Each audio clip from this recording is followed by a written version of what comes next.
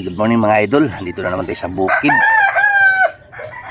Diretso na tayo dito para mamaya kakatulog man lang ng kaunti, sabay bili naman tayo ng pagkain nila. Punta tayo sa kabilang barangay at doon ako bibili ng binlid. Last na ngayon yung pagkain nila. Kahapon sana ako bumili, may ginagawa kami, kaya ngayon ngayon ako pupunta doon. Ito yung mga alaga natin pala mga idolo. Gandang tingnan nila.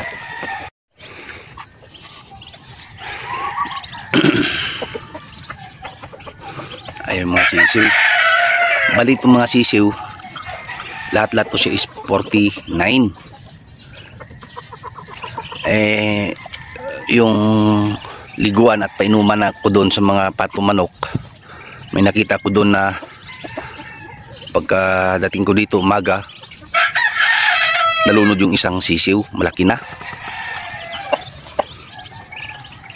Hindi na siguro hindi nakataas, kaya doon na disgrasya. Yung isa naman, kinagat ata yun ng aso. Saka yung dito naman, yung dito banda na naapakan sa apo ko. Saka kahapon, dito, yung malaki pa naman, yung mga ganito na kalaki oh. Ito, pinabulhabol pa nga ni GR, tinangay sa pusa. Sayang, ito na sa mga 42 na lang ata to, 42, 43. Sayang, malaki na sana sila. Ay, may na ano pala dito, nadali yung nagsalpukan to. At saka yung isang nilagay kong lalaki dito, nag-away-away, natamaan siguro, matay din.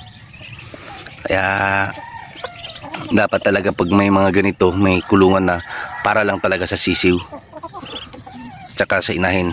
Pagdating ng isang linggo, hiwalay na kagad sa nanay, para lang talaga sa mga sisiw yun, para safety sila.